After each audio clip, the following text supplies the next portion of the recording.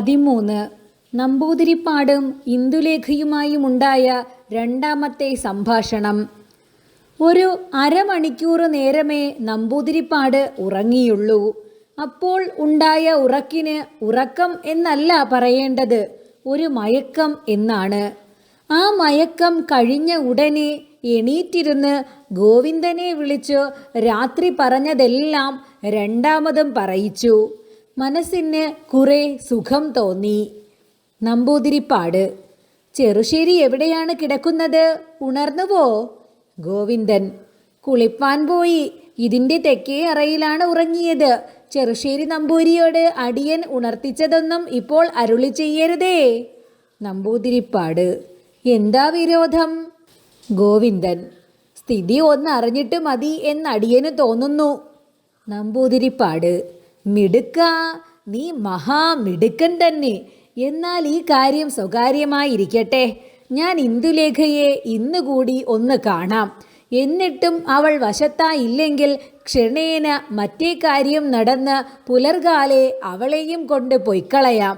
ഇന്ദുലേഖയെ തന്നെയാണ് കൊണ്ടുപോയത് എന്നേ ഇവിടെ പുറത്തുള്ള ആളുകൾ വിചാരിക്കുകയുള്ളൂ. നോം പൊയ്ക്കഴിഞ്ഞിട്ട് പിന്നെ അറിഞ്ഞോട്ടെ. പിന്നെ അറിയുന്നത് കൊണ്ട് ഒരു കുറവും നോക്കില്ലല്ലോ. അതുകൊണ്ട് ഈ കാര്യം ഗോപ്യമായി തന്നെ വെച്ചോ. ഇന്ദുലേഖയെ തന്നെയാണ് സംബന്ധം കഴിച്ചു കൊണ്ട് പോകുന്നത് എന്ന് നീ എല്ലാവരോടും ഭോഷ്ക്ക് പറഞ്ഞോ. അഥവാ ഇന്നു ഞാൻ കാണിപ്പാൻ ഭാവിച്ചിരിക്കുന്ന രസികത്വം കൊണ്ട് ഇന്ദുലേഖ തന്നെ വശത്തായാൽ പിന്നെ അവളെ തന്നെ കൊണ്ടുപോവുകയും ചെയ്യാം, അല്ലേ? ഗോവിന്ദൻ: ഇപ്പോൾ അരുളി ചെയ്തത് ശരി. അങ്ങനെ തന്നെയാണ് വേണ്ടത്. നമ്പൂതിരിപ്പാട്: എന്നാൽ ആ പെണ്ണിനെ ഒന്ന് എനിക്ക് കാണണമല്ലോ. അതിനെന്താണ് വിദ്യ? ഗോവിന്ദൻ: അടിയൻ പോയി അന്വേഷിച്ചു വരാം. അമ്പലത്തിൽ തൊഴാൻ വരും, അപ്പോൾ കാണാം. നമ്പൂതിരിപ്പാട്: രസികക്കുട്ടി, സമർത്ഥ, അത് തന്നെ നല്ല സമയം. നീ പോയി അന്വേഷിച്ചു വാ. ഗോവിന്ദൻ ഉടനെ പോയി അന്വേഷിച്ചപ്പോൾ കല്യാണിക്കുട്ടി സ്ത്രീകളുടെ കുളപ്പുരയിൽ കുളിക്കുന്നത് കണ്ടു. ഉടനെ ഓടിവന്ന് നമ്പൂതിരിപ്പാടെ അറിയിച്ചു. നമ്പൂതിരിപ്പാട് പെടഞ്ഞെണീറ്റ് കുളത്തിലേക്ക് പുറപ്പെട്ടു. നമ്പൂതിരിപ്പാട്ടിലെ അപ്പോഴത്തെ വേഷം ബഹുലഘുവാണ്. ഒരു പട്ടുകരമുണ്ട് മുലയ്ക്കുമേൽ ചുറ്റി ഉടുത്തതും മെതിയടിയും മാത്രമേ ഉള്ളൂ. എൻ്റെ വായനക്കാർക്ക് കല്യാണിക്കുട്ടിയെക്കുറിച്ച് അവളുടെ പേര് പീഠികയിൽ വായിച്ച അറിവ് മാത്രമേ ഉള്ളൂ. ഈ കുട്ടി ശീനുപ്പട്ടരുടെ മകളാണെന്നും 13 വയസ്സ് പ്രായമാണെന്നും കൂടി അറിഞ്ഞിരിക്കാം. അവൾ നല്ല സുമുഖിയായ ഒരു പെൺകിടാവ് തന്നെയാണെങ്കിലും ഇന്ദുലേഖയോടും മറ്റും സാമ്യമാണെന്നോ അതിൽ 1% സൗന്ദര്യമുണ്ടെന്നോ ശങ്കിച്ചു പോവരുതേ. അത് കഥ വേറെ, ഇത് വേറെ. കല്യാണിക്കുട്ടി ശുദ്ധ മലയാള സമ്പ്രദായ പ്രകാരം വളർത്തിയ ഒരു പെണ്ണായിരുന്നു. എഴുതാനും വായിപ്പാനും അറിയാം, കുറേശ്ശെ പാടാം. ഇത്ര മാത്രമേ വിദ്യാപരിചയമുള്ളൂ. കണ്ടാൽ സുമുഖിയാണ്. 13 വയസ്സിൽ മലയാളത്തിൽ ചില സ്ത്രീകൾക്ക് പ്രസവം കൂടി കഴിയുന്നുണ്ടെങ്കിലും കല്യാണിക്കുട്ടിക്ക് ശരീരപ്രകൃതി കൊണ്ട് യൗവനം ഉദിച്ചു എന്നേ പറഞ്ഞുകൂടൂ. ആകപ്പാടെ ലജ്ജാരസം ആധിക്യമായി കാണപ്പെടുന്ന ഒരു സാധു കുട്ടിയാണെന്ന് മാത്രമേ എനിക്ക് പറവാനുള്ളൂ. ഇവൾ കുളിച്ചു തോർത്തി തലമുടി വേർപെടുത്തും കൊണ്ട് കുളപ്പുരയിൽ നിന്ന് പുറത്തേക്ക് വരുമ്പോഴാണ് നമ്പൂതിരിപ്പാടിൻ്റെ അഭിമുഖമായ എഴുന്നള്ളത്ത്. കണ്ട ഉടനെ ഇവൾ കുളപ്പുരയിലേക്ക് തന്നെ മാറി നിന്നു. നമ്പൂതിരിപ്പാടാണെന്ന് ശങ്കിച്ചിട്ടേയില്ല. അത് സ്വർണ വിഗ്രഹമായിട്ടല്ലേ തലേ ദിവസം കണ്ടത്. എന്നാൽ ഏതോ ഒരു പരിചയമില്ലാത്ത ആളാണെന്ന് വിചാരിച്ച് കല്യാണിക്കുട്ടി അകത്തേക്ക് തന്നെ മാറി നിന്നതാണ്. നമ്പൂതിരിപ്പാട് അങ്ങനെ വിടുന്ന ആളോ? ഒരിക്കലുമല്ല. നേരെ ചെന്ന് കുളപ്പുരയിൽ കടന്നു നോക്കി കണ്ടു. തിരിഞ്ഞ് ഗോവിന്ദനെ നോക്കി അസ്സല് കുട്ടി എന്ന് പറഞ്ഞു. അപ്പോഴേക്ക് ഗോവിന്ദൻ ചെറുശ്ശേരി കുളിച്ചു വരുന്നത് കണ്ട് കുളപ്പുരയിൽ നിന്ന് പുറത്തേക്ക് ചാടിയത് ചെറുശ്ശേരിയുടെ മുമ്പിൽ നേരെ കുറിക്ക് വെടിവെച്ചതുപോലെ. ചെറുശ്ശേരി നമ്പൂരി: ഇതെന്തു കഥ? കുളിക്കാറായോ? നമ്പൂതിരിപ്പാട്: ആയി. ചെറുശ്ശേരി നമ്പൂതിരി: ഇത്ര നേരത്തെയോ? നമ്പൂതിരിപ്പാട്: അതെ. ചെറുശ്ശേരി നമ്പൂതിരി: എന്നാൽ എന്താണ് കുളപ്പുരയിൽ നിന്ന് പുറത്തേക്ക് വന്നത്? നമ്പൂതിരിപ്പാട്: മൂത്രശങ്കയ്ക്ക്. ഗോവിന്ദൻ: നീരാട്ടുകുളി മറ്റേ കുളപ്പുരയിലാണ് നല്ലത്.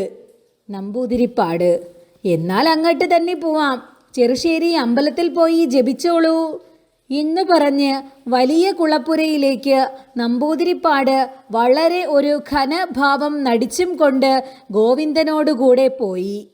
ചെറുശ്ശേരിക്ക് ആകപ്പാടെ നമ്പൂതിരിപ്പാട് പറഞ്ഞത് ബോധിച്ചില്ല.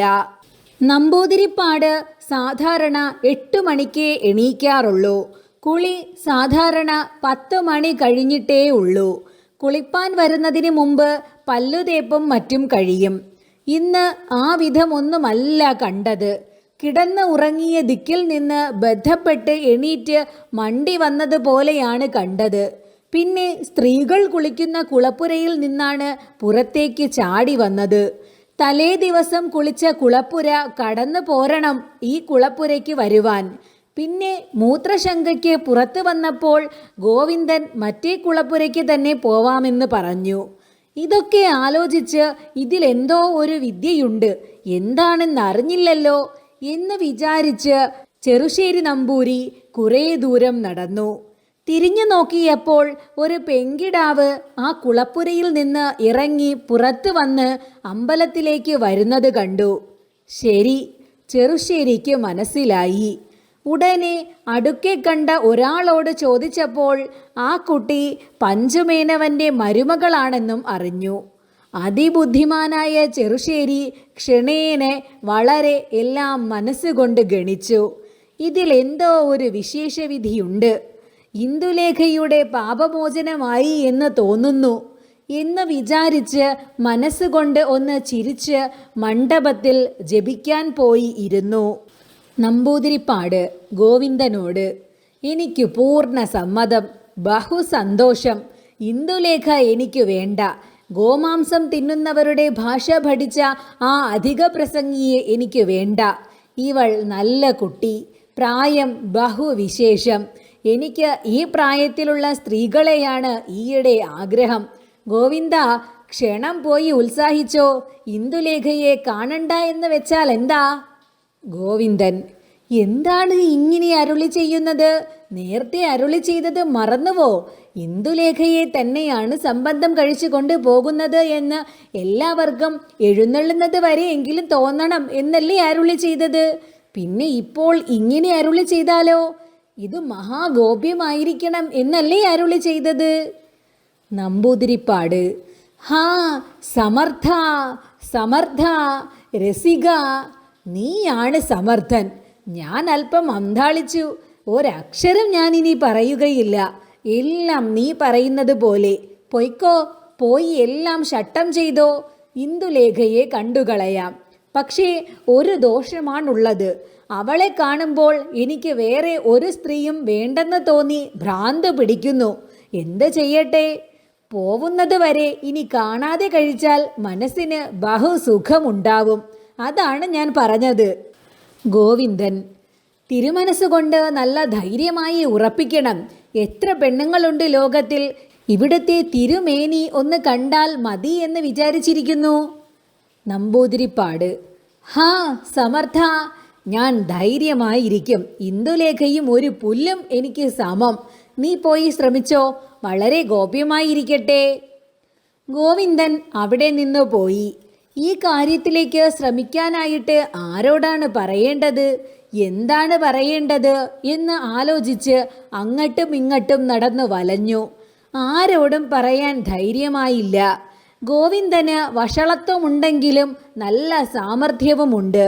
ഈ കാര്യം നമ്പൂതിരിപ്പാട് പോയിക്കഴിഞ്ഞ ശേഷമേ പൊതുവിൽ അറിയാവൂ എന്നാണ് അവൻ്റെ ആഗ്രഹം. അതുകൊണ്ട് കേശവൻ നമ്പൂതിരിയോടുകൂടി പറവാൻ ധൈര്യമുണ്ടായില്ല. നമ്പൂതിരിപ്പാട് നേരത്തെ ഭക്ഷണവും മറ്റും കഴിഞ്ഞ് ഇന്ദുലേഖയെ കാണാൻ പൂവരങ്ങിലെത്തി. ഇവിടെ നമ്പൂതിരിപ്പാട്ടിനെ കുറിച്ച് ഒരു വാക്ക് നന്നായിട്ട് എനിക്ക് പറവാനുണ്ട്. ചെറുശ്ശേരി നമ്പൂരി എത്ര വിദ്യ നോക്കിയിട്ടും ഗോവിന്ദൻ്റെ ഉപദേശം മുറുകെ പിടിച്ച് ഈ കല്യാണിക്കുട്ടിയുടെ സംബന്ധാലോചനയെപ്പറ്റി ഇതുവരെ ലേശം പോലും ചെറുശ്ശേരി നമ്പൂരിയെ അറിയിച്ചിട്ടില്ല. പിന്നെ ഒരു കാര്യം കൂടി ഉപദേശപ്രകാരം നടന്നിട്ടുണ്ട്. ഊണ് കഴിഞ്ഞ് മഠത്തിൻ്റെ കോലാമ്മൽ ഉലാത്തിക്കൊണ്ടിരിക്കുമ്പോൾ സേവകന്റെ ഭാവത്തിൽ നടന്നിരുന്ന ശീനുപ്പട്ടരുമായി നമ്പൂതിരിപ്പാട് താഴെ കാണിക്കുന്ന ഒരു സംഭാഷണമുണ്ടായി. നമ്പൂതിരിപ്പാട്: എന്താണ് ശീനു, കാര്യമെല്ലാം ഇന്നു തന്നെ ശട്ടമായാൽ നാളെ രാവിലെ പുറപ്പെടാമായിരുന്നു. ശീനുപ്പട്ടര്: അതിനെന്താണ് വിഘ്നം, ഒക്കെ ശട്ടമല്ലേ. ശീനുപ്പട്ടര് പൂവരങ്ങിൽ അകത്തുള്ള വർത്തമാനം ഒന്നും അറിഞ്ഞിട്ടില്ല. പിന്നെ അന്നത്തെ ഷണ്ഠ കഴിഞ്ഞ ശേഷം പട്ടരെ പൂവരങ്ങിലോ പൂവള്ളി വീട്ടിലോ എങ്ങും കണ്ടുപോവരുത്, കണ്ടാൽ ആ കോമട്ടിയെ തല്ലണം എന്ന് പഞ്ചുമേനോൻ പറഞ്ഞതിനാൽ കുറേ ദിവസമായി പൂവള്ളി വീട്ടിൽ കടക്കാറേയില്ല. അതുകൊണ്ട് ഇയാൾ അവിടെ നടന്ന യാതൊരു വിവരങ്ങളും ശരിയായി അറിഞ്ഞിട്ടില്ലായിരുന്നു. നമ്പൂതിരിപ്പാട്: എല്ലാം ശട്ടമായി എന്ന് തന്നെ പറയാം. ദിവസം ഇന്ന് തന്നെയോ എന്ന് മാത്രം അന്വേഷിക്കണം, ഇന്ന് തന്നെയാക്കണം. ശീനുപ്പട്ടര്: അതാണ് നല്ലത്, ശുഭസ്യ ശീഘ്രം. നമ്പൂതിരിപ്പാട്: ഇന്ദുലേഖയ്ക്ക് കയറാൻ പല്ലക്ക് ഇവിടെ ഉണ്ടല്ലോ. ശീനുപ്പട്ടര്: 4-5 പല്ലക്ക് ഹാജരുണ്ട്. ശീനുപ്പട്ടരുമായി ഇത്രത്തോളം സംസാരം കഴിഞ്ഞിട്ടാണ് നമ്പൂതിരിപ്പാട് പൂവരങ്ങിലേക്ക് പുറപ്പെട്ടത്. കാക്കയുടെ കഴുത്തിലെ മണി പോലെ നമ്പൂതിരിപ്പാട് പറഞ്ഞ വാക്ക് അമ്പലത്തിലും കൊളവക്കിലും മഠത്തിലും വഴിയിലും ശീനുപ്പട്ടര് 10-ന് 16 പറഞ്ഞുകൊണ്ട് നടന്നു. അന്ന് ക്ഷേത്രത്തിൽ ചുരുങ്ങിയിട്ട് ഒരു അടിയന്തിരം ഉണ്ടായിരുന്നു. അതിന് കുറേ നമ്പൂരിമാരും പട്ടന്മാരും കൂടിയിട്ടുണ്ടായിരുന്നു. അവിടെ വെച്ചും ശീനുപ്പട്ടര് ഇന്ദുലേഖയുടെ പാണിഗ്രഹണം അന്നു രാത്രി ഉണ്ടാവുമെന്ന് ഘോഷിച്ചു. ആ കൂട്ടത്തിൽ അപ്പോൾ ഉണ്ടായിരുന്നതിൽ ശങ്കരശാസ്ത്രികൾക്കു മാത്രമാണ് ഇതു കേട്ടപ്പോൾ അധികവും വ്യസനമായത്. ഇന്ദുലേഖയ്ക്ക് എഴുത്തു കൊടുത്തു എന്ന് തലേ ദിവസം വൈകുന്നേരം നമ്പൂതിരിപ്പാട്ടിലെ ചോദ്യത്തിന് സമാധാനമായി അമ്പലത്തിൽ വെച്ച് ഗോവിന്ദൻ ഉറക്കി വിളിച്ചു പറഞ്ഞു കേട്ടപ്പോൾ തന്നെ കുഞ്ഞിക്കുട്ടിയമ്മ തന്നോട് തലേ ദിവസം പറഞ്ഞ പ്രകാരം കാര്യം നിശ്ചയിച്ചു പോയി എന്ന് ശാസ്ത്രികൾ ഉറച്ചിരുന്നു. ഇപ്പോൾ ശീനുപ്പട്ടര് കൂടി അന്നു രാത്രി അടിയന്തിരമാണെന്ന് തീർച്ച പറഞ്ഞപ്പോൾ ശാസ്ത്രികൾ സംശയമെല്ലാം വിട്ട് ഒരു ദീർഘനിശ്വാസം ചെയ്തു. കഷ്ടം, ഇത്ര അന്തസ്സാരവിഹീനയായ ഒരു സ്ത്രീയെ ഞാൻ ഇത്ര ബുദ്ധിശാലിനി എന്ന് ഇത്രനാളും വിചാരിച്ചുവല്ലോ. 5 നിമിഷം സംസാരിച്ചാൽ ഈ നമ്പൂതിരിപ്പാട് പടുവങ്കനും കേവലം സ്ത്രീജിതനായ ഒരു അമര്യാദക്കാരനുമാണെന്ന് എത്ര താണതരം ബുദ്ധിയുള്ളവർക്കും കൂടി അറിവാൻ കഴിയുമല്ലോ. ഇന്ദുലേഖയ്ക്ക് കഴിയുമോ എന്നുള്ളതിന് സംശയമുണ്ടോ? എന്നിട്ട് ഇന്ദുലേഖ മന്മഥ സദൃശനായി അതിബുദ്ധിമാനായി തന്നിൽ അത്യനുരാഗത്തോടു കൂടിയിരിക്കുന്ന മാധവനെ വിട്ട് പടുവങ്കനായ അശ്വമുഖൻ നമ്പൂതിരിയുടെ ഭാര്യയായി ഇരിക്കാമെന്ന് നിശ്ചയിച്ചുവല്ലോ. കഷ്ടം, ഇതിന് ദ്രവ്യത്തിന്മേലുള്ള മോഹമെന്നല്ലാതെ വേറെ ഒന്നും പറവാൻ കണ്ടില്ല എന്നും മറ്റും ശങ്കരശാസ്ത്രി വിചാരിച്ചും കൊണ്ട് ഭക്ഷണം കഴിച്ച് മാധവന്റെ അച്ഛനുമായി ഒന്ന് കാണണമെന്ന് നിശ്ചയിച്ച് ഗോവിന്ദപ്പണിക്കരുടെ വീട്ടിലേക്ക് ചെന്നു. അവിടെ ചെന്നപ്പോൾ അദ്ദേഹം തലേ ദിവസം വൈകുന്നേരം പൊൽപ്പായിക്കളത്തിലേക്ക് പോയിരിക്കുന്നു എന്നും പിറ്റേ ദിവസം രാവിലേക്ക് എത്തുകയുള്ളൂ എന്നും കേട്ടു. അതും ഒരു കുണ്ഠിതമായി. ശാസ്ത്രികൾ ആ വീട്ടിൽ കൊലാമ്പൽ പടിയിൽ കിടന്നുറങ്ങി. നമ്പൂതിരിപ്പാട് ഭക്ഷണം കഴിഞ്ഞ് പൂവരങ്ങിൽ എത്തി എന്ന് പറഞ്ഞിട്ടുണ്ടല്ലോ. ചെറുശ്ശേരി നമ്പൂരിയും കേശവൻ നമ്പൂരിയും കൂടെ തന്നെ ഉണ്ടായിരുന്നു. 4 കെട്ടിൽ എത്തിയ ഉടനെ നമ്പൂതിരിപ്പാട് ഒരു കസാലമേൽ അവിടെ ഇരിക്കുകയും കേശവൻ നമ്പൂരി നമ്പൂതിരിപ്പാട് വന്ന വിവരം അറിയിപ്പാൻ ഇന്ദുലേഖയുടെ മാളികയിന്മേലേക്ക് പോകുകയും ചെയ്തു. കേശവൻ നമ്പൂരിക്ക് ഇന്ദുലേഖയുടെ മാളികയിലേക്ക് കയറുവാൻ ധൈര്യം വന്നില്ല. കോണി പകുതിയോളം കയറും, പിന്നെ ഇങ്ങോട്ട് തന്നെ ഇറങ്ങും, പിന്നെയും കയറും, പിന്നെയും ഇറങ്ങും. തൻ്റെ അറയിലെ ജാലകത്തിൽ കൂടെ ഇദ്ദേഹത്തിൻ്റെ ഈ പ്രാകൃതം കണ്ടിട്ട് ഇദ്ദേഹത്തിൻ്റെ ഭാര്യ ലക്ഷ്മിക്കുട്ടി അമ്മയ്ക്ക് സങ്കടം തോന്നി. ഉടനെ കോണിച്ചുവട്ടിലേക്ക് ചെന്ന് നമ്പൂരിയെ വിളിച്ചു. ലക്ഷ്മിക്കുട്ടി അമ്മ, എന്താണ് ഇങ്ങനെ കളിക്കുന്നത്?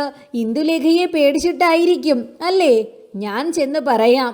ഇന്ദുലേഖയെ പകൽ നമ്പൂതിരിപ്പാട്ടിലേക്ക് കാണുന്നതിന് അവൾക്ക് അത്ര വിരോധമുണ്ടാകയില്ലെന്ന് തോന്നുന്നു. ഞാനൊന്ന് പോയി പറഞ്ഞു നോക്കട്ടെ എന്ന് ലക്ഷ്മിക്കുട്ടി അമ്മ പറഞ്ഞപ്പോൾ കേശവൻ നമ്പൂരിക്ക് വലിയ ഒരു സുഖം തോന്നി. ഭാര്യയെ അനുഗ്രഹിച്ച് കോണിച്ചോട്ടിൽ നിന്നു. ലക്ഷ്മിക്കുട്ടിയമ്മ മുകളിൽ ചെന്നപ്പോൾ ഇന്ദുലേഖ മാധവന്റെ എഴുത്തും വായിച്ച് സുഖിച്ചുകൊണ്ട് നിൽക്കുകയായിരുന്നു. അമ്മ വരുന്നത് കണ്ടപ്പോൾ ഇന്ദുലേഖ, എന്താണമ്മേ, നമ്പൂതിരിപ്പാട്ടിലെ വരവുണ്ടായിരിക്കും, അത് പറവാനായിരിക്കും വന്നത് അല്ലേ? ലക്ഷ്മിക്കുട്ടിയമ്മ, അതേ മകളെ, ആ പടുവങ്കൻ നമ്പൂതിരിപ്പാടെ നീ ഇനി ഒട്ടും ഭയപ്പെടേണ്ട. ഇന്നലെ എൻ്റെ അകത്ത് വന്ന് എന്തൊക്കെ ഗോഷ്ഠിയാണ് കാണിച്ചത്. അച്ഛനു തന്നെ അദ്ദേഹത്തെക്കുറിച്ച് നല്ല ബഹുമാനമില്ലാതായിരിക്കുന്നു. എന്നാലും നമുക്ക് ലൗകികം വേണ്ടേ? അദ്ദേഹം ഇന്നോ നാളെയോ പോവും. ഇപ്പോൾ വന്നാൽ നല്ല വാക്ക് സംസാരിച്ചേക്കണം, കുറച്ച് പിയാനോ വായിച്ചേക്കണം. അദ്ദേഹം ബ്രാഹ്മണനല്ലേ, കേവലം അവമാനിച്ചു എന്ന് എന്തിനു വരുത്തണം? അദ്ദേഹം വരട്ടെയോ?